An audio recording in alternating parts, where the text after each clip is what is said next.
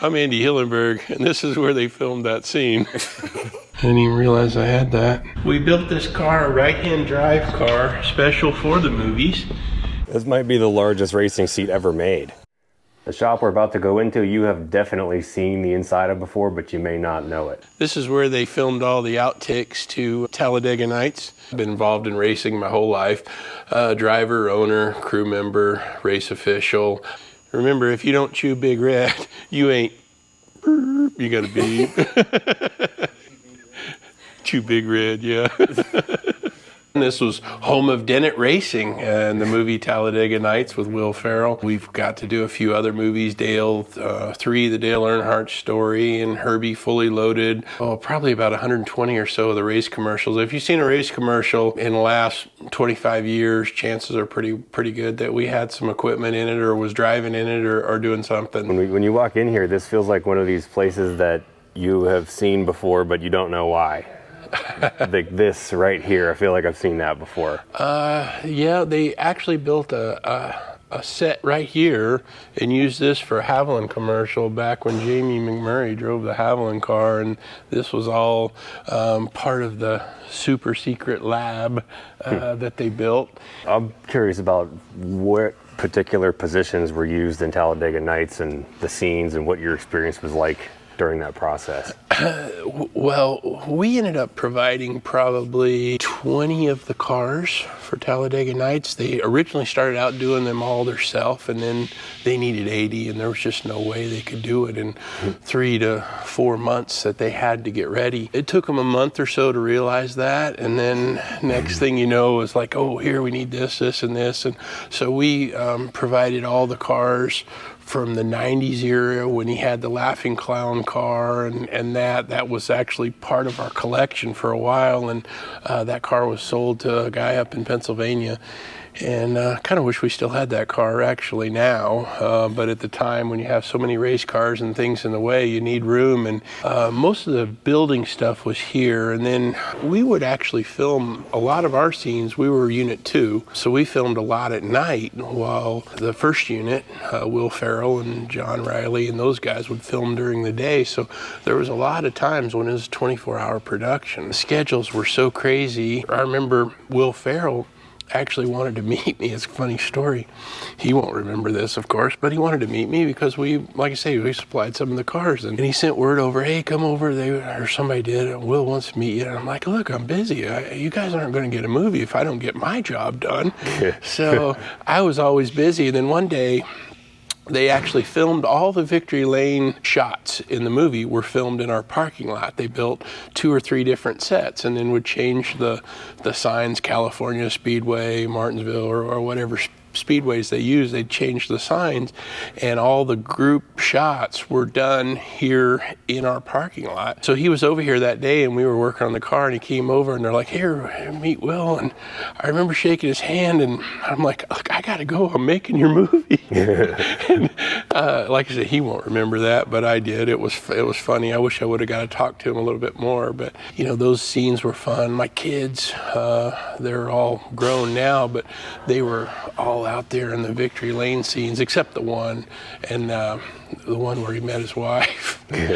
They came and threw all the kids out. They had to come and sit in the office then, but they were out there in the crowd when they, say cheer and stuff. But it was neat to drive into work, and you look over, and there's Michael Clark Duncan was, like, he's sitting there in your parking lot doing stuff. So it was pretty neat. The Magic Man and all those scenes and stuff were right out here. Pretty neat. Can you show us where the sets were? Yeah, we'll go right out here. This building wasn't here when they filmed that, but the first set was right over here. Main set was right in front of this building here, and so all the crowds and stuff were right here and cheering, and like I say, the Victory Lane stuff, the race car parked right there. And I would see it as I'd come over to grab parts, because we filmed at Rockingham, Talladega, and Charlotte, mostly at Charlotte. We'd be over working on the cars in the day, driving at night, trying to get a couple hours sleep in between. Now they do a lot of stuff CGI or so, but back then, I mean, if there was 100 people in the scene, they were all standing right there in the frame. So Where'd they park? out back. We do have 23 acres, so the parking lot's out back. Is this the same pavement that was there? Oh, it's the same pavement. It's got a few more cracks in it these days, but Did they drill any holes in it to anchor stuff or anything where you could tell where the... No, that part they didn't. I can take you over here and show you a part that Dale Jr. did a burnout in our parking lot. How long did that process take? I think they were filming a good 2 or 3 days on all that because, like I say, they changed the set. The victory lanes are a little bit different. Yep, here they are. They're still here. We got 2 rubber marks from a TV show that Dale Jr. did over here, and he burnt the pavement up. Little things like that. That's funny. Did you go until his tires popped? Really close. They were down to the cord. Oh boy. Here, you want to turn around that way? Yeah, where are we standing right now? Yeah, they were filming right there's camera and that was back here. Obviously everything looks a lot different now, but you can see the electrical box on the wall and the conduit is in the same place, and that can kind of confirm it is actually the same spot. This is where they filmed all the outtakes to Talladega Nights. Remember, if you don't chew Big Red, you ain't, you gotta beep. Chew Big Red, yeah. Maybe we'll put that clip at the beginning of the video. Oh boy. You could be like, I'm Andy Hillenburg, and this is where they filmed that scene. I'm Andy Hillenburg, and this is where they filmed that scene. We're doing our own blooper reel right now. Is that the only thing they filmed in here? That's the only thing they filmed for that movie. I'm trying to think. We did a couple other commercials in here, but I can't remember which ones they were. Like I say, I wish I'd wrote all this down. You made me want to do that. I'll start keeping better record of that now. Yeah. I like how you got a consistent theme inside all these buildings. They all kind of look the same. Yes. The same office ledge setup. My design of what works for a race shop. Cool. Thank you, Will. Yeah, no problem. Just do it after your day. Hey, you too. You said the 3 movie, was that filmed inside there at all? One scene was the unveiling of the Goodwrench car was actually done down in Building 5. Which building here was the first one, and when did you build it? The first one is actually where we did the Talladega Nights, and it's down there on the left, and then we built that with it. So those 2 were first, and this one, they're actually numerical order, so Building 3, and then this one's 4, down here's Building 5. But this is where we shot the Earnhardt stuff. We built, I think, 27 cars for that movie. That was a little bit smaller production than Herbie Fully Loaded and Talladega Nights, but it was a lot of period pieces. We had cars from the 30s all the way up to 2001. Oh, here's another clapper actually. This one's from the Dale Earnhardt Story here. That's cool. I didn't even realize I had that. And rolling. Right now, like I say, it's classic cars. Is this one or that one where they did the Dennit Racing press conference where you could see the doors and the ledge in the background and stuff? That one was the first building, Building 1. Okay. I think where Devon's, where we got to get into, and they did the outtakes and stuff from there. The if you don't chew Big Red stuff, that was all Yes, that one done. That was all the in stuff when it was kind of when they were making all kinds of stuff up. And I don't think half of that was scripted actually, because when you do start building all the equipment, when you do start building the stuff, you know, they'll give you a copy of the portion of the script that you're helping with, so you kind of can see what's going on and what they're filming. And once you're involved in making movies, you watch them differently, I'll tell you that. Now I might look for a different camera angle or something like that. Like I say, now Mitchell, you're making me want to wish even more that I had written all this stuff down, because there are so many memories. At the time, you know, it was a job, and we're hurrying, but now, you know, kind of looking back on it, I was like, wow, we got to do this, we got to do that, and so I appreciate you bringing all these memories back up.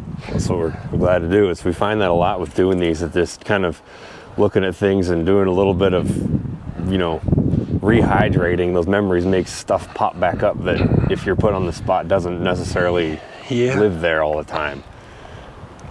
We did a commercial for ESPN and Carl Edwards, and we actually built a car, you know, so a bunch of clowns, like Carl was not even afraid of a bunch of clowns. And in that commercial, I'm the one that's actually driving, and they did the full clown makeup, the full everything, and I was driving the car that was full of clowns, and we had to make bench seats and stuff. Full get up, I mean, full bozo. Yes, full bozo. Please tell me you have a picture. Yes, I do. I'll have to text that one to you. That one is on YouTube because my kids found it. Oh my gosh. When you were building all these different buildings, was there a time where you and your driving school and race team used all of them? Yes. Initially, that was what we did. This was the driving school building. The race team was down here, and the first building was the fabrication shop. And that was our paint and body shop. Have a bead blast business as well, where we take care of, I would say about 80% of all the race teams bring their equipment here for us to remove the paint. We've been doing that for over 25 years. So anything to do with racing, I'll give it a try at least once or twice. You got a lot of stuff going on. Like, I just think all the production stuff, and you got the school and the race team. Like, when did you sleep or eat? There wasn't a lot of time for any of that. I'll be, 61 this year. And you look back and go, where did it all go? Well, that's where it all went. So was in that time frame. And I had a commercial 6 or 7 years ago where I broke my back really bad. Was laid up for about 6 months, and since then I put on about 40 pounds. So eventually I'll get back into fighting shape, and then maybe I'll do a little more racing or something. Go back and run 1 or 2. That'd be cool. Yeah, let's see more of what you got going on in here now. Sure. Don't take this the wrong way, but you'd be really good at reading like audiobooks. Oh, wow. Your voice is like very calming. You know what I mean? I would do that if you can show me how. I would love to do that. That'd be cool. If you know how I can do that, I would love to do that. That's something that I would like to do. You could write your own book and then narrate it. It seems like you need to write your own book. I know some of your favorite stuff's upstairs. What's that? Tubes. Y plates up there. He knows. Am I that?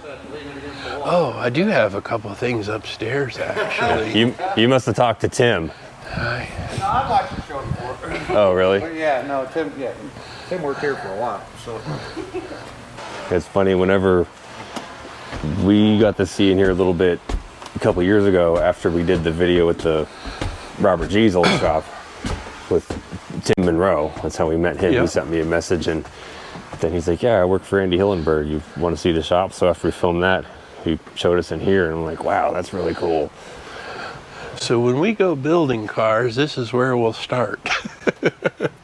We'll come up here and start grabbing parts and putting pieces together. Yeah, hold me back. So originally, Mitchell, I told you that we didn't really keep things but I do have a couple things here. This is from the Dale Earnhardt movie. This was hanging on the wall in one of the scenes, I think with Dale and his dad. I can't remember, I haven't seen the movie since really it came out, but this was hanging up, and we kept that. That was pretty cool. Dodge commercial here. The Bud hood is from the Chevrolet commercial that we did, I think around 2003 or so with, and the featured drivers were Jeff Gordon and Dale Jr. And I drove as Dale Jr. in that commercial. Is that a real hood? Yeah. Yeah, it looks like it's got the Oh yeah. all the right bracing and the protective these cover were on the nose. These were the real ones for that shot, and the old graveyard. We've got all kinds of cool stuff up here. I'm surprised you don't have those hanging up on the wall. Someday, maybe. Someday. And watch your legs when you go by here so you don't get wiped out. Oh, yeah, this is from an episode of The Righteous Gemstones that was just out, I think, season 3. So I think it's on right now on HBO. We did all that filming at Darlington, and our hero had to go out and run a race, and of course he wrecked. So these are a couple of pieces, like say, from The Righteous Gemstones. Was that on purpose, or? Yeah. So you had to hit the wall on purpose? Yeah. Oh yeah.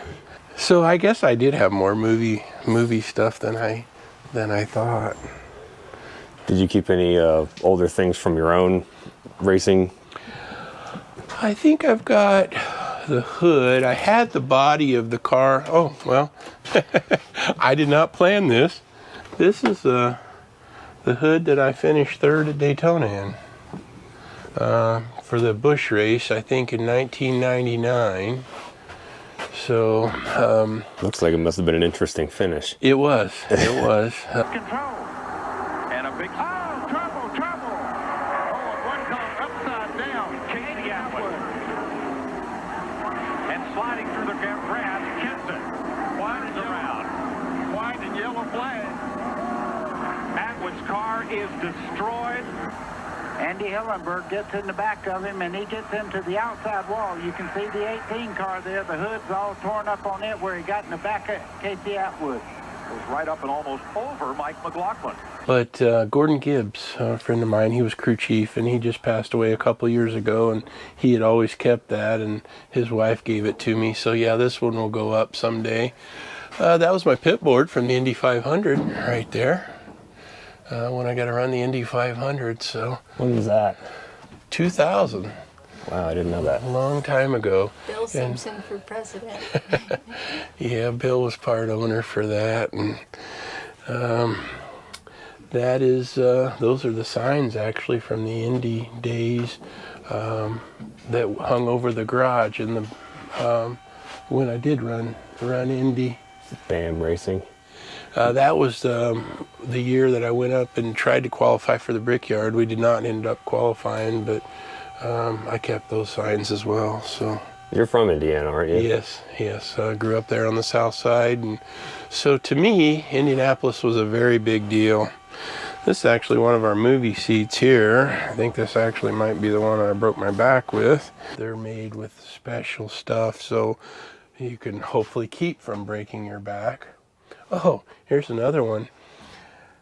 We did an episode for Shaquille O'Neal, the Shaq versus Shaq Race Dale Jr. And we built a car for Shaquille O'Neal, and that is the seat that we used for him.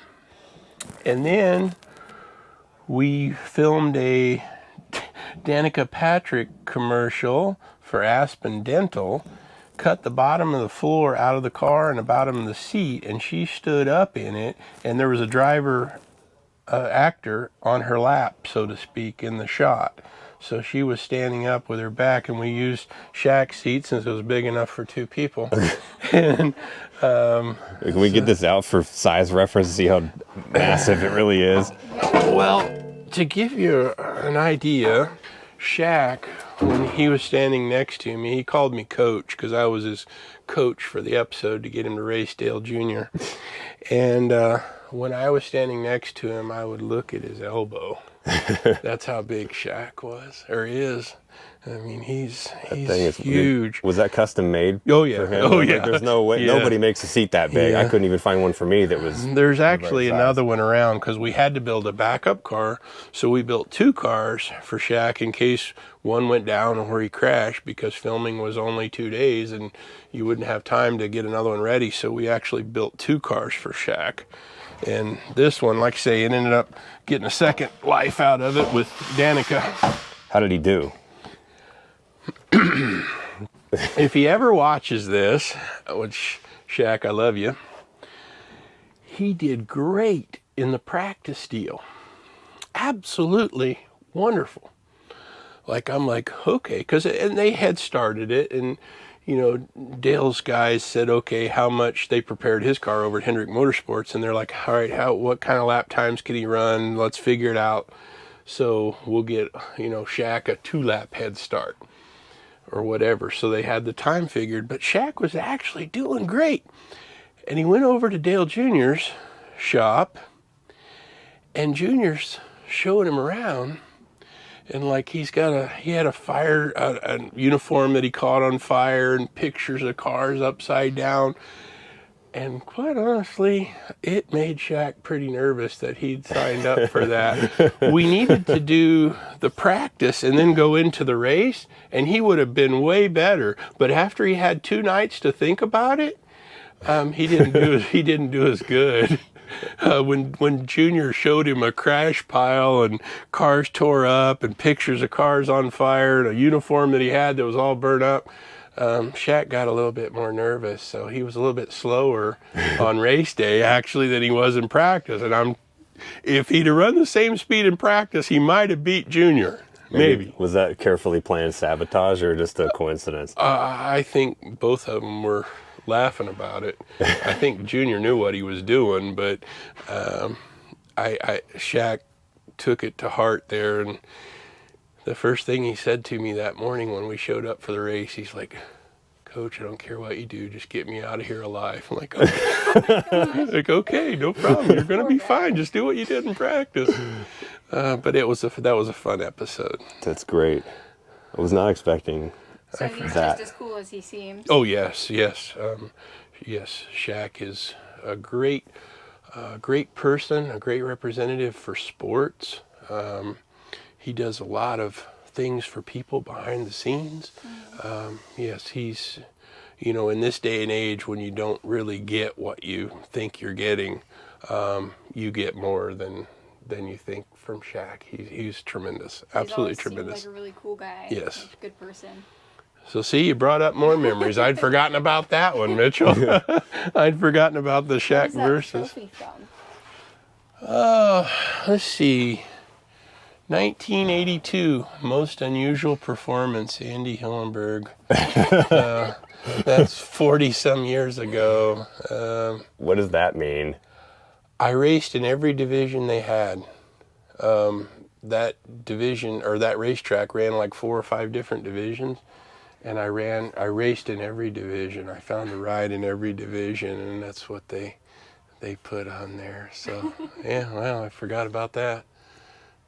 That's I don't know, I feel like there's a better, was it an adjective? I'm not good at English. There's a better descriptive word than unusual for that. Like, what did you do that made so unusual? It could be a lot of things. Yeah. Well, I guess nobody had done that before or since with that many. So, yeah. So there are a lot of memories tucked away, Mitchell, I guess, that I've not, that I've just forgotten about, so to speak. You got all kinds of stickers in here. I could spend hours just looking at old decals that were never stuck to anything. Yeah, those taillights look really nice. The print is really clear. Yeah, it is. These are the old Charger decals. I actually was looking for a couple old decals. I'm going to have to send my guys back up here because they didn't know these were here. I need a couple of decal old ones for Talladega. Wow. I'm trying to find some of the original ones and have them scanned so they don't disappear. Which ones? You're welcome to come back and go through them later. You don't have to ask me twice. I've pretty much any of them, because you never know, those files, or if they disappear, you can't really recreate those to look exactly the same. So I'm finding more movie stuff than I had originally planned. Like I say, this. I've never known what we're going to bump into now. I'm kind of curious myself, because I don't get up here enough to notice. And like I say, when you're in the middle of doing all this stuff, for me, you got to concentrate on your job. The stunt driving. We have done some really, really crazy stuff over the years. And by crazy, it's like if you just talk out loud, it doesn't make sense. But when you're dealing with professionals, you're at the time, it seems like a good idea. Yeah. But was there a time where you personally did a job and thought it was a good idea, and I guess your back breaking probably was one of those? Yeah, after the fact on that one, but probably the most daring one that I think I was a part of in Talladega Nights, and you will see it, I think right when it's the last two cars, when he's racing Jean-Claude and it's the me car, and you see the two cars go this way really, really fast. That was not speeded up. That was done with my friends Alan and Steve, professional drivers on the West Coast, and myself. And Alan drove a camera car towards us and went between myself and Steve Kelso. We were doing approximately 140 miles an hour, and he was doing 100, so it was 240. And we did a practice one, and they're like, they did a practice one, and they're like, well, that was great. And then they're like, can we go a little faster? And they're like, okay, well, that ended up okay. So we didn't get out of the cars to talk about it. We just said, okay, we're going to do it. Steve and I had upped our speed probably, I'm going to say, up to 170. And Alan upped his speed to 135 to 140. So that shot, Alan went right down the middle of us, foot on each side, and that was 300 miles an hour when you add them up. Jeez. Yeah, and we're talking 1 foot car, 1 foot car, one going down the middle. We cleared that shot, and it got my attention. And I know it got Steve's, but he's way more experienced than I am in the stunts. And we kind of both look at each other with our helmet on. And we had full face helmets on, but I think both of our jaws were below the helmet line. What did that wind feel like when you went through there? It was pretty big. Did it pull you together? And then Steve came on the radio, and he's like, I don't hear any cheering. And the first AD comes on the radio, and he goes, that's because everybody over here just crapped their pants, because they were watching it on video, and that was an exciting scene, actually. So that's making me nervous. Just listening to that. Like, and would I do that now? I would with Steve probably. I'd make sure I'd put my glasses on, but let's see. Oh yeah, there's a bunch over here. This looks like AC Delco, but I don't know. I can't see it all the way. Yeah. This looks like 2002. Some of the old race stuff here. Because you drove an AC Delco car, didn't you? Yes, I drove for Kenny Schrader. This one's a friend of mine up from Tennessee. Did you get to meet Sacha Baron Cohen? Actually, no, and I was his stunt double. Really? All the entire movie, when you see the Perrier car, that is myself driving. But no, I did not even see him. So I did not get to meet the man. Well, you guys are basically twins. Oh boy, I did not get to meet him. Because there's just so many things that are happening. When they do a production, there's so many people working. There's so much stuff happening. You know, the PAs, gosh, I don't know how they do their job sometimes because they have to keep track of this department, this department, this department, and they all meet and then they separate and then they meet over here. And like I say, that's a big job, and I was his stunt double and never met the man. Was there anybody that was an actor in those things that you did spend more than a couple words here and there around? My favorite meeting of all time, Michael Keaton. Great guy.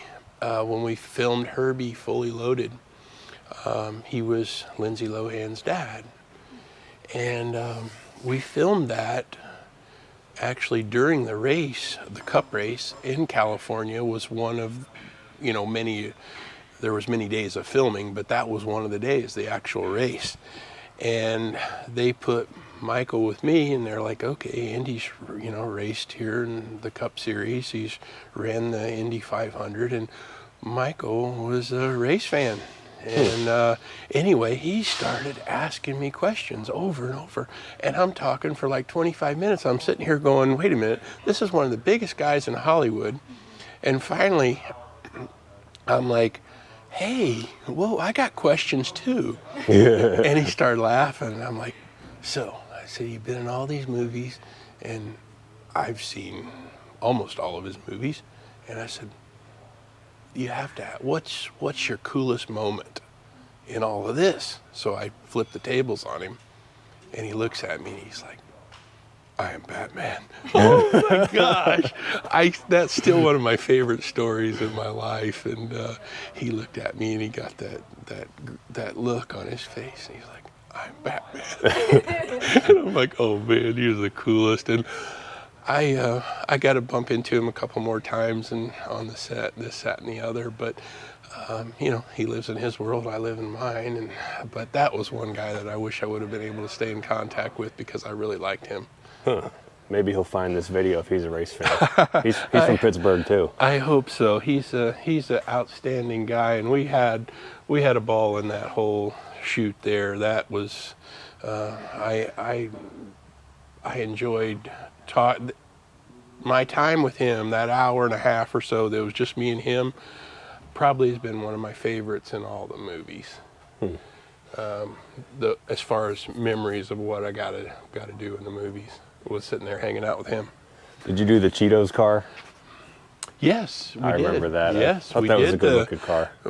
We actually had to build, oh my gosh, 3 or 4 of those because we had to wreck two of them. I remember for sure we wrecked because that one had to go upside down. So we built multiple Cheeto cars. Wasn't there a part where one of those had like a police bull bar thing, or they drove it off road, or am I hallucinating? Oh, yeah. No, there was an off-road truck scene in that one, and there was some scene when they did I think in a cattle part. There were a lot of different scenes they did with Herbie in that one, and it was pretty neat. Can we take this by the Shaq seat for size comparison? Sure. Yeah, that's probably a good idea. Oh, there's the real Shaq seat right back there, underneath that one. Oh my God. I thought that was like HVAC ducting. I didn't even think that was like. Yeah, neat.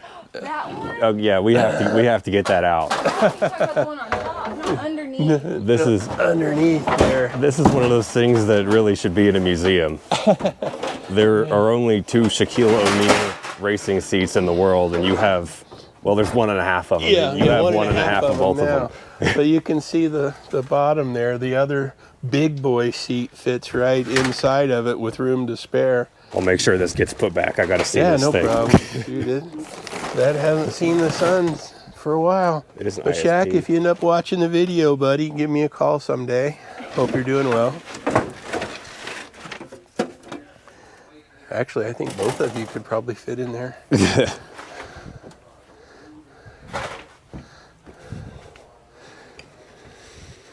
The big Shaq attack right there. Did it have a containment, or was this the headrest? That was the headrest for him, yeah. We put it together in pieces so we could make it all work. We probably wouldn't even fit in the window if it was all one piece. Well, no, we had a roof hatch we built for it. We built the roof hatch so Shaq could get in and out through the top. That's a good point, seeing him climbing in and out of that window. Yeah. Yep, there it is. Shaquille O'Neal. That's incredible. Logan, I think, if you don't mind a dirty seat, I think you need to do the size comparison. Yeah, it's worth it.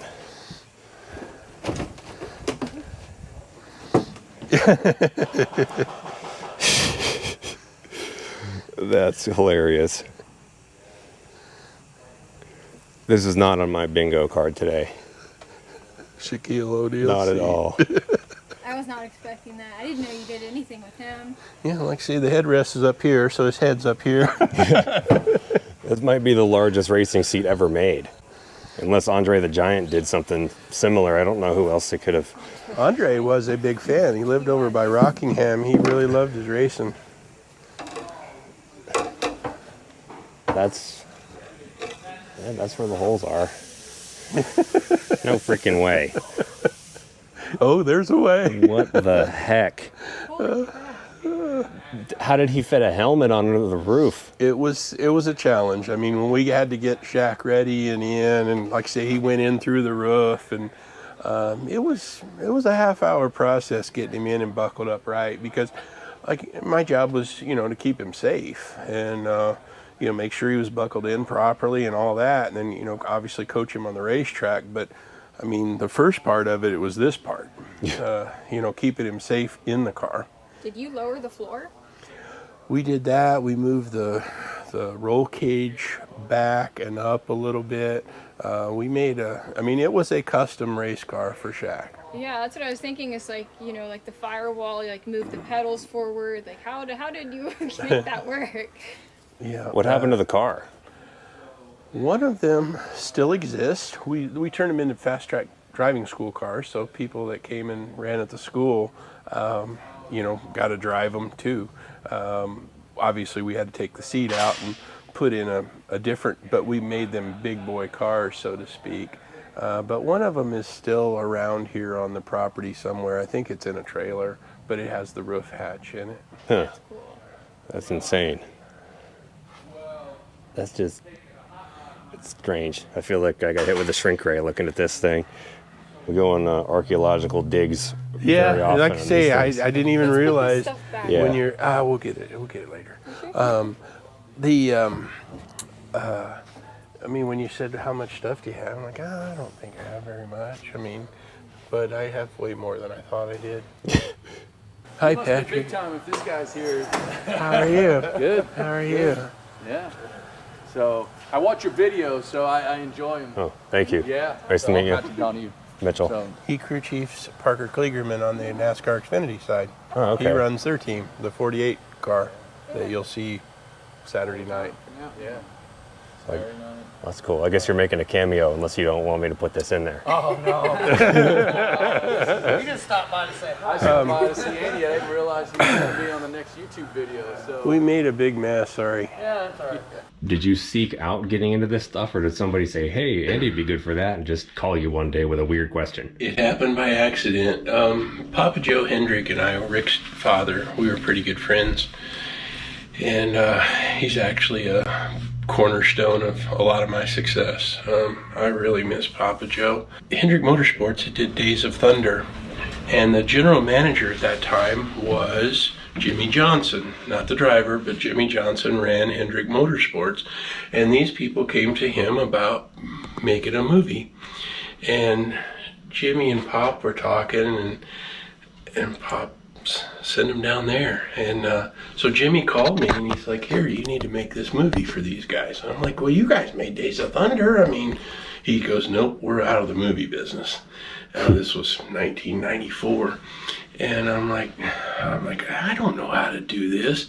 And Papa Joe, he's like, Andy, he goes, I've never seen anybody be able to figure stuff out like you. He goes, you'll figure it out and you'll do it. And I'm like, okay. So anyway, we did this, and sure enough, I figured it out and enjoyed doing it. I mean, I enjoy the film industry. It put us on the map, and the program was successful. The investors, it made them a lot of money, and everybody was really, really happy. And like I say, that put us on the map in the film industry. It brings back some really good memories, especially Papa Joe, because you know, I look around here, and you know, when you have success, you got to be truly arrogant to think that you did it all yourself, because that's just not the case with anybody. I don't care what they say. It's just not the case. Somebody was there that gave them a leg up or a word of advice or something at that moment in time. And Papa Joe Hendrick was that guy for me for a period of a few years, and I owe a lot of this success when I look out here. He was one of those big reasons for my success. Wow, I didn't know that's how that started. It really is like the kind of Days of Thunder was like the, I don't know, not the first, but of the modern-ish NASCAR movies, that was the one, and they kind of passed the baton to you. Yeah. Have you heard anything about a Days of Thunder sequel? Oh, they've been rumored that for the last 15 years. So. I don't know if there was any weight to that. I figured you would know about it. No. Some things are better left unsaid. All right. So this car we built for movie stars to actually drive, but the real driver of the car is back there in the right rear corner, so that this driver can sit here and clown and move the steering wheel and wave and, you know, stick his do one of these numbers. We built this car, a right-hand drive car, special for the movies. And that's where the camera shoots over the right front tire over here and can get the actor's face right there really clear. And then, like I say, the real driver of the car is back tucked away over here. What's that steering linkage look like? I want to see how you modified that. Backwards. Everything's backwards.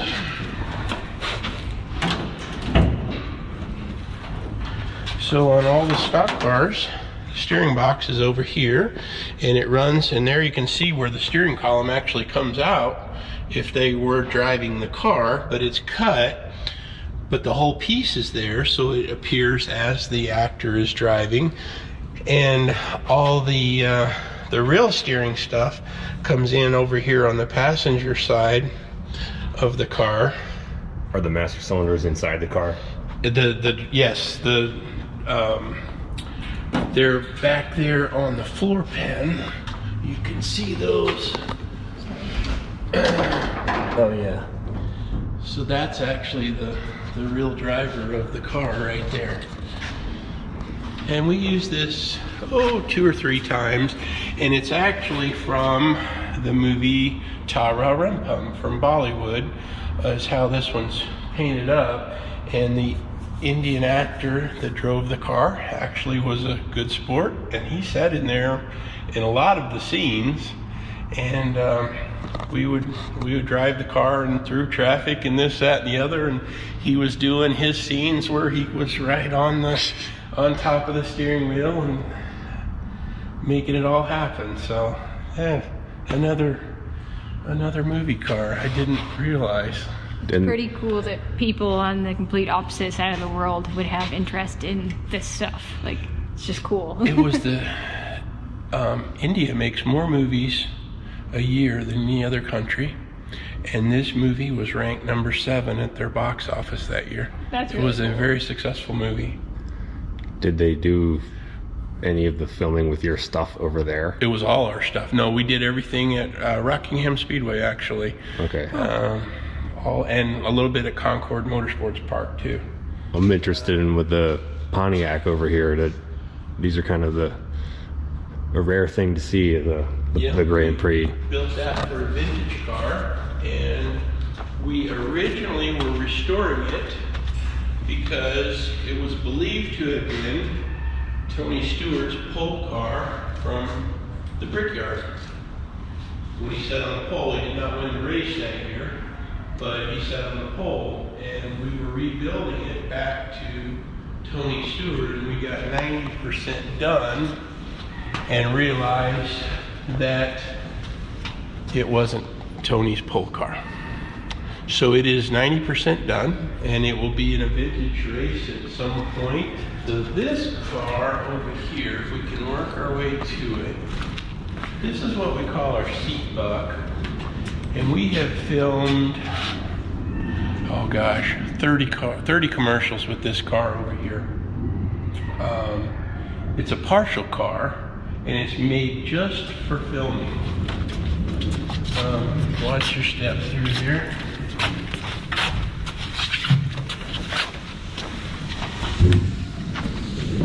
Nice. So this car here, we can put on rotisseries and actually spin it all the way around. The doors come off of the car so you can get the camera in there and see those really tight shots. The first commercial we used this on was M&Ms. When they were driving the car at Atlanta, Kyle Busch, they handcuffed Kyle Busch and put him on the ground and behind the pit box, and the M&Ms were driving the car. And one of them was down on the gas pedal, and we have the floorboard here removed so you can film the driver's feet, and that's where the M&M was pushing the gas pedal down, was through there. And this is also the car that we cut the floor out for Danica to sit in, or stand in. So she was actually standing in that seat that you saw upstairs, and then a driver would sit what appeared to be in her lap in this car here. We can remove all the body panels to get any shot, feet, elbow, whatever. This is an old Carl Edwards car. It did when the Duck drove Aflac, this was the car the Duck was driving. So yes, there's some Carl Edwards decals on here. Aflac. Did it start life as a Carl Edwards car, or was it just doctored up that way? No, it was just doctored up that way. It's actually an old Michael Waltrip car, I believe. This is where all those hoods and stuff will go that you said, that I'll end up putting them all up in here eventually. But for now, it's storage. You could have your own museum. Yeah. The Museum of NASCAR Filmmaking. And this car, Camaro, was used in 3 or 4 commercials now. Is it in a Mountain Dew commercial? Yes, it actually has been.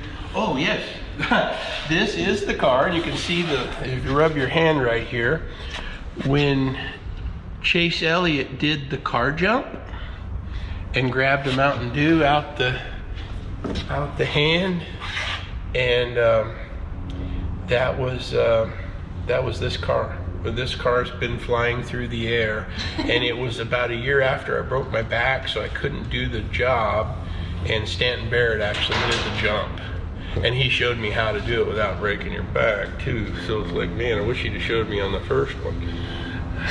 What did he show you that would have been just little tricks of the trade.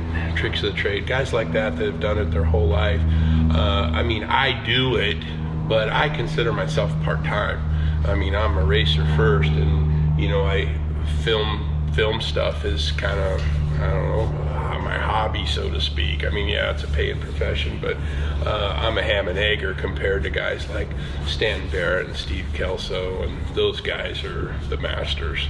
Chase actually was driving, and they threw a Mountain Dew thing. I didn't think he'd ever get it. I'm like, he ain't gonna be able to catch that can. I'll be darned if he didn't catch it on like the 3rd try.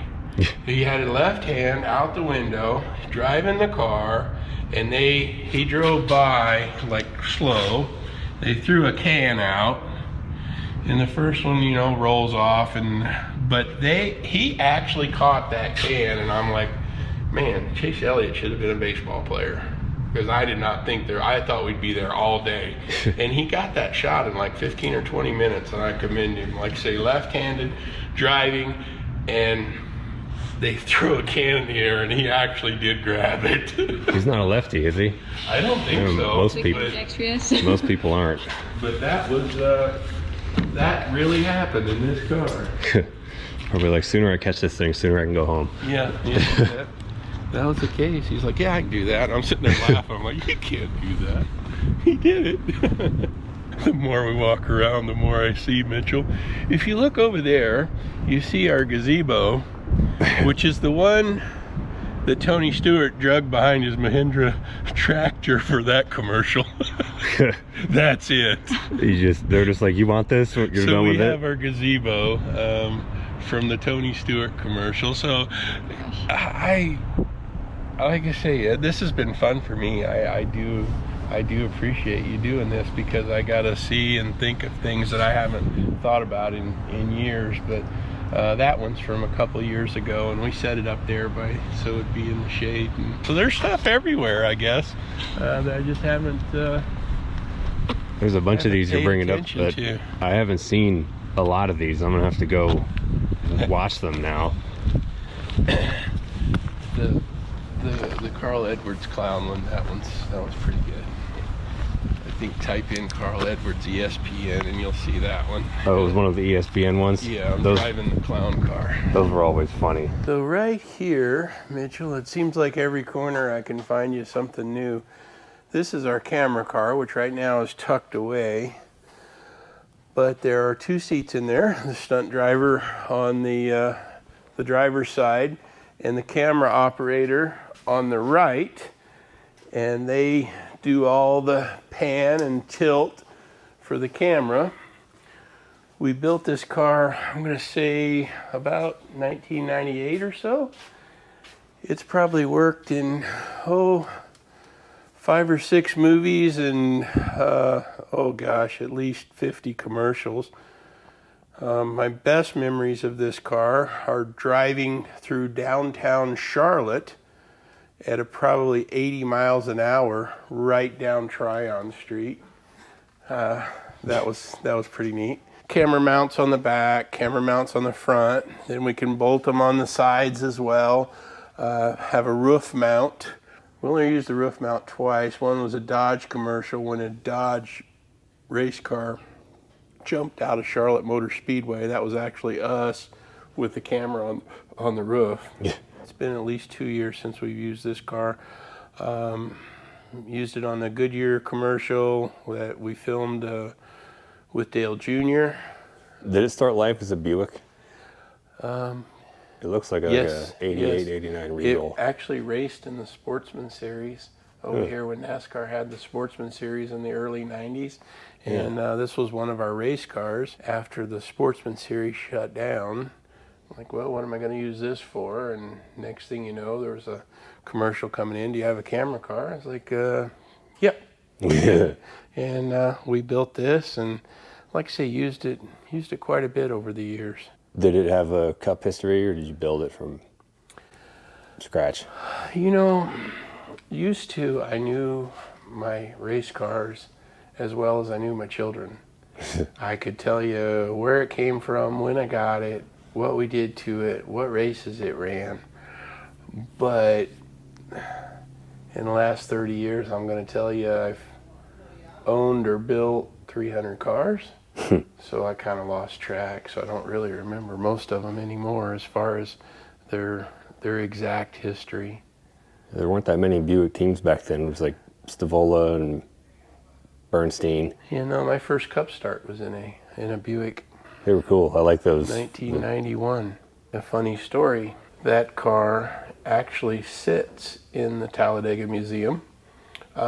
It was the car that Bobby Allison won the 1988 Daytona 500 in. Really? And then I made my first Cup start in 1991, and we ran it in the driving school for a good 5 or 6 years before I need to go ahead and restore this. So we restored it. I was joking with my guy, should we make it Bobby's 88 Daytona win or my first Cup start? Obviously, we went with the Bobby's Daytona win. But that car resides in the museum now. We've seen it there. That's crazy. On loan, yeah. That's one of our cars. How did you acquire many used like stuff from Stavola's, or how did? No, in the beginning, we in our driving school, all of our cars came from race teams. So we had cars really from all over, and then I would say when the Sportsman Series kind of went out, that flooded the market with a few older cars that guys were able to get, and then a couple startup driving schools started and built new cars, and then the market got congested and confused as far as what you had. But there was a period of time, probably up until, I'm going to say the mid 90s, all of our cars had raced in NASCAR competition that we ran at the driving school, which a lot of schools couldn't say, so I was pretty happy about that. I got a spot for Ricky Rudd when he won a race, and Terry Labonte and Bobby Labonte as a spotter. When did you make the transition from sprint car world to stock car world? 1990.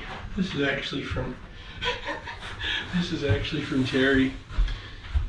Go Andy, the great spotter, Terry Labonte. Oh boy.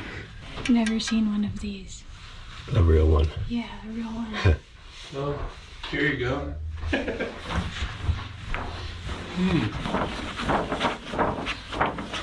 Oh my gosh.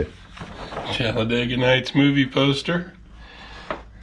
What, do they send you that as part of being involved? Yeah. That's cool.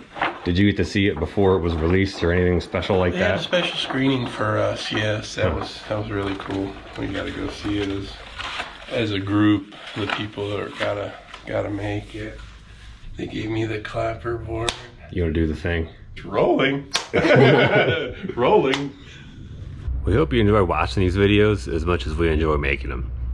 At least filming them. Editing's not so fun sometimes, but making the videos fun because we had no idea what we were gonna see when we got there. We knew Andy had tons of parts and pieces saved up, but about the last thing I was expecting was to find a Shaquille O'Neal racing seat. He's one of those guys that's had a role in so many things that so many people have seen or know about, but do not know his name. That is Andy Hillenburg, and maybe now they will. Usually people like that are the best stories, and I don't know, I'd like to know what you think. What did you like finding from this video? In the last couple months, I haven't been posting as frequently as we normally do because I've been working on this thing, getting ready to race in Grand National Super Series this year, and I'm behind, obviously. Everything is. That's how it goes. It's pretty close. We're getting there. I have been filming it, so that you will see a video about that when it's ready, and why I have not posted pieces of it yet, because I would rather make 1 or 2 really good videos that capture a lot of progress and leave you feeling satisfied at the end. You're like, wow, there's a big difference between the beginning and the end. If you have any interesting parts, pieces, potential video leads, just like Tim Monroe working out of Robert G's old shop, he just sent me a message. Send me an email. My email is stapleton42extra@gmail.com.